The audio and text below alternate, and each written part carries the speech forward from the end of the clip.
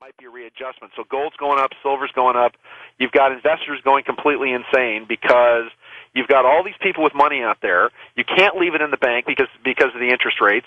You can't leave it in the bond market because that's being destroyed. You can't invest in property because we're still here's the next thing. We're still probably 6 months out of the true bottom of the housing market. So within 4 to 6 months or so, by the middle of summer, once again towards the election or so, that's when you're going to start seeing the real crunch from the housing market going on. There was, for example, a big controversy between the Federal Reserve that just printed up about $2 billion in the basement with the Keebler cookie elves and $200 billion. No, $2 billion. I'm talking about a year ago. They printed up $2 billion. They walked over to the government, the federal building, and basically bought $2 billion worth of securities.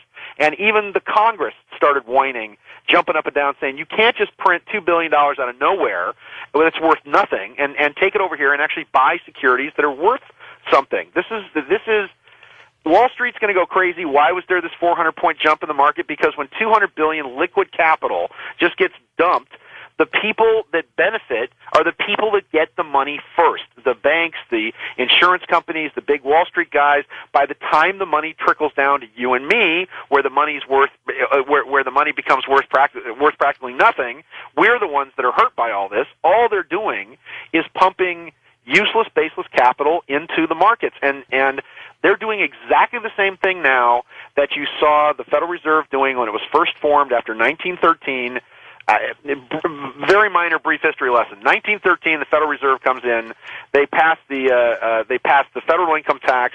The Fed begins to flood the markets with cheap capital, which funds the Roaring Twenties and Calvin Coolidge and the whole nine yards. They then stop printing money, and when they stop printing money, that's when the entire federal government goes bankrupt in 1933.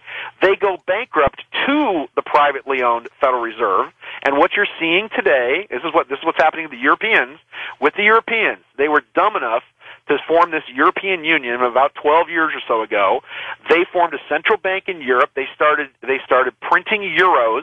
Cheap capital all across Europe. Everybody was happy, big economic boom, and now they've stopped printing euros, and the French are in trouble, the Spanish are already bankrupt, the Italians are going broke. They just laid off something like 30,000 people in Europe, in Germany, actually, and I said over and over and over again, this is the Mayan fifth night. This is the year of Armageddon, to watch Italy, watch Germany, watch the reactions of these markets, and that when the euro hit $1.52, stuff in Europe would start to break. My projection of oil was that not only would we see oil over $100, but you're going to see oil at $125, which means that you're going to have oil, you're going to have gasoline $5 a gallon. $5 a gallon. You're going to see diesel at between $6 and $6.25, and when all these things come together, things are going to start to break. The economy is simply not going to be able to function. That means food doesn't get to places. People can't travel. It affects every single other industry out there. And what you're seeing is and this is probably why they fired Fallon, and they're getting ready to go into another war to distract people from what's going on, from the economic pain that's about to happen, because the United States is being foreclosed on. And we talked about this 2 years ago when the Bilderbergers all met, and 2 years ago we talked about how they were going to wipe out the housing market and the subprime market. And this is, once again, George, this isn't psychic power. This is people paying attention. This is listening to alternative media. This is understanding that when 600 of the richest people in the world get together and say they're going to do something, they ain't just whistling Dixie. And this jump in the stock market today is just one more example that what is good for Wall Street is terrible for Main Street, because, again, the United States is being foreclosed on, and the fact that they're giving out $450 a person and $200 billion is a fiscal policy that's insane. I mean, this is the Weimar Republic. Are people going to start buying loaves of bread with wheelbarrows full of money that's completely worthless and backed by nothing?